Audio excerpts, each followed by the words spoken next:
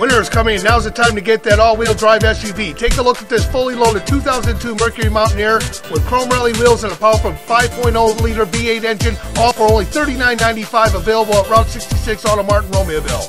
Call Sal at 815-372-1300 for an appointment, or stop by today and check out a huge selection of makes and models ready to be financed. Credit needs help? No worries. At Route 66 Auto Mart in Romeoville, everybody drives. That's right, everyone. Walk in, drive out. Only at Route 66 Auto Mart in Romeoville.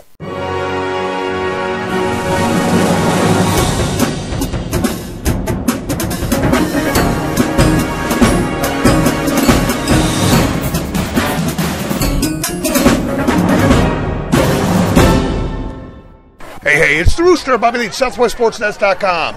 Plainfield South Cougars kept their playoff hopes alive last Friday night against host Romeoville by dodging a bullet in a 35-34 overtime victory. The Cougars opened the scoring when tailback Jonathan Kosarog capped a 56-yard drive with a 1-yard touchdown plunge, but Romeoville would respond. Trailing 7-0 on their homecoming night, the Spartans' Caleb Bailey ripped off a 57-yard run when he was caught from behind at the 2, preventing his first ever touchdown. But Romeoville's Miguel Ford finished off the drive moments later in a 2-yard score, making it 7-6 after a failed extra point attempt. Kosarog once again came to the Cougars' rescue, this time with a 51-yard sprint right through the teeth of the Spartan defense to extend the Cougar lead 14-6 midway through the second quarter. Once again, the Spartans found a response when quarterback Jake Bambule double pumped and hit Mark Hammond in stride, going 64 yards and a 14-12 lead after yet another missed extra point heading into the half. South came out in the second half and on the first play from scrimmage fumbled to Hammond, who scooped and scored from 33 yards out, stunning the Cougars 20-14 when Bambule hit Anthony Love in the back of the end zone for 2. But once again, South took the lead back 21-20 when linebacker turned running back Clifton Garrett scored from 2 yards out, but the game was far from in the bag.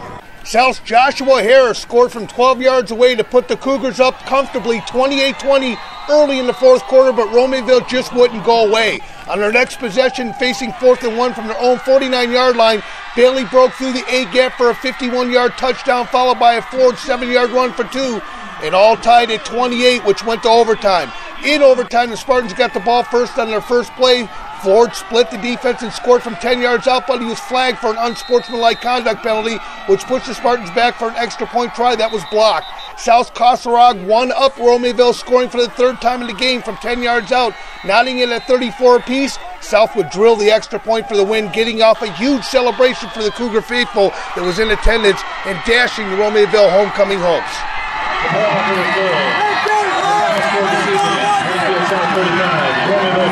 Talk a little bit about tonight's game. I mean, first of all, junior quarterback coming in, got to fill in for the senior. Yeah. You know, you're on the road. You're coming off a tough loss last week, you know, against Oswego East. You guys really need this win. You got a lot of pressure on your shoulders, and come out. You're running the ball well. Did you feel that pressure at all? I mean, because it seemed like you had some time to throw, but the speed of the game, is it different than practice? It's a lot faster, and like it's nerves. Like my first varsity game playing wide receiver, I dropped a couple balls, and it was you just got to catch up to the game. You got to slow yourself down. And then, once I started running the ball, it started coming to me a little bit, but our running backs bailed us out big time today. Oh, you had great attack tonight, and defensively you guys had, a great game. Talk me though through that you guys halftime, you got the lead, you come out, got some fire, and all of a sudden you're standing there and they flip the ball back to you. Were you expecting that ball to come back to you? Because I mean, it's just kind of out of nowhere that ball comes at you and you're scrambling. Yeah, it wasn't a smart decision, but stuff happens in football. I mean, you can't really do anything about it. You have to live with fight another play. Really, it's whatever. I mean, it happened, and then we're running the sideline, starting to down. No pressure on him. He sat out. He knew what he did.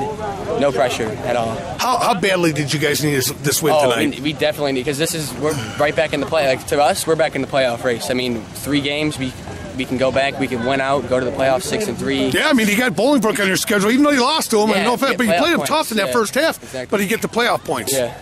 So again, big contest. How do you think it's going to be this week going into practice? A little bit happier?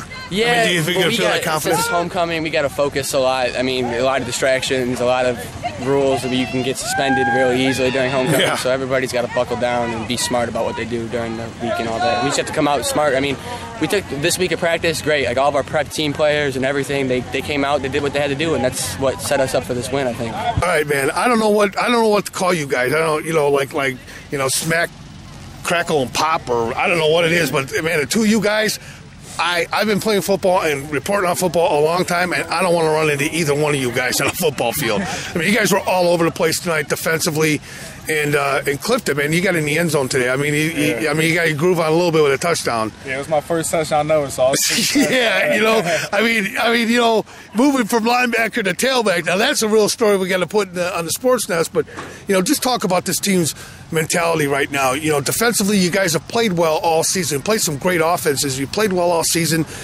and but you didn't let the mistakes tonight take you guys out of the win column like they had done in some other games. What was the difference tonight?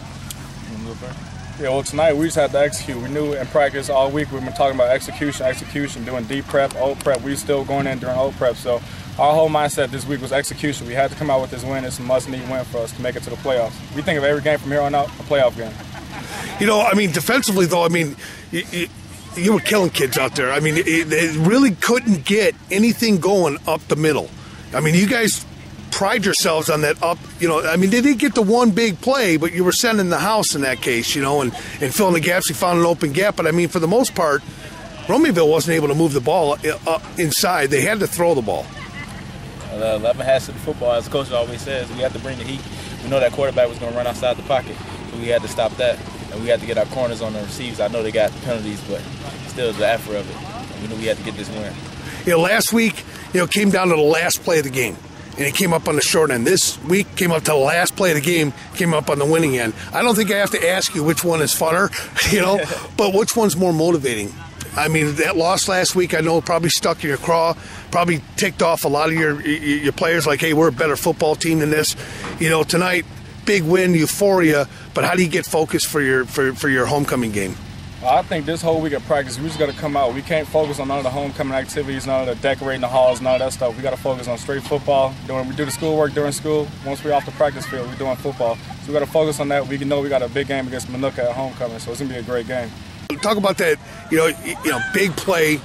You got to come up with that catch a little bit behind you there, stretched out, but didn't come up with it. I saw you hit the turf. The end of that, yeah. Was it more out of frustration? Just like, man, we could have closed the door here.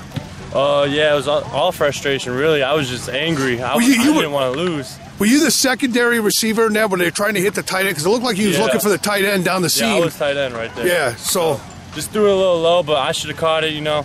So.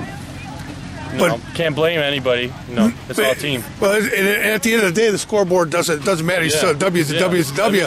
But that's all that matters, coming out with that W. Coach Kuna+Romeoville and Coach, rough season to this point. Let's be honest. It's been a struggle this year. It's been a struggle, but tonight, kids came out. They made big plays.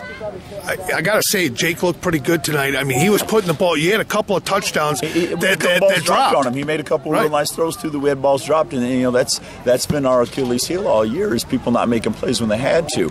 Now, yeah, we missed some plays, but there were also times, Mark Hammond on the screen and go. Yeah, it wasn't an easy catch. Jake threw a perfect ball. It was good coverage. Mark made a great catch and had the foot speed to outrun the defense. Marky scooped and scored one in there. Bailey tonight too.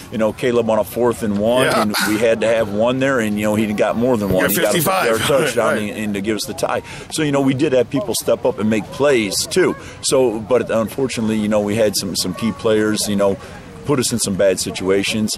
But, that's all part of the growing stage. We only had a couple of returning starters this year. We knew that we were going to have to get maturity real fast. And, I think we learned a lot in those first 4 games.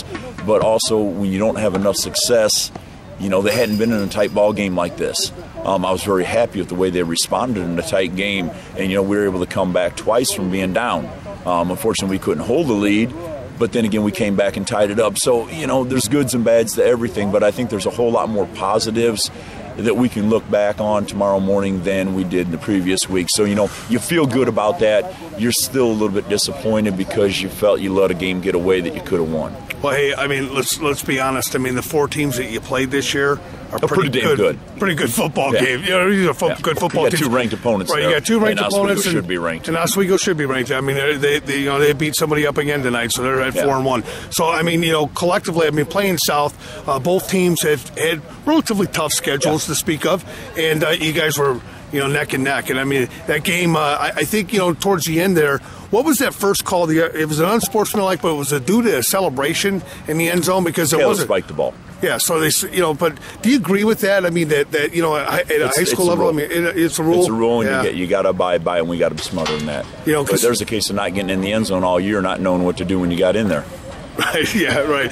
But it was a great run. It was a great run. It was a great run. He was excited, and he was talking about playing with emotion. And you know what? It was a huge touchdown late in the game to tie it up. I'd be excited too. And I can't fault the kid for getting too excited, and he just lost track of what was going on.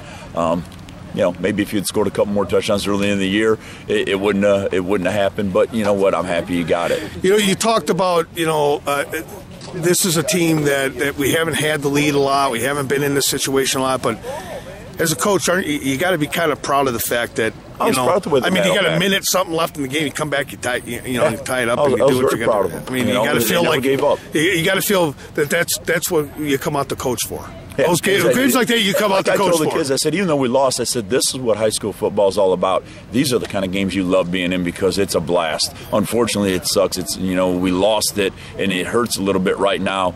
But man, is it a whole lot more fun. It has to lift your spirits a little bit, from the beginning of the year. It's more fun, honestly, as a coach. It's more fun than beating somebody 40-0. Right. Yeah. I mean, it's exciting. So what do you got next week? And we got Plainfield North, and we'll sit down this weekend and we'll look at what we need to do, and put in a game plan on Monday, and get a couple guys healthy. We got both of our tackles out right now with ankle sprains, so we're hoping that I think they'll both be fine by Monday.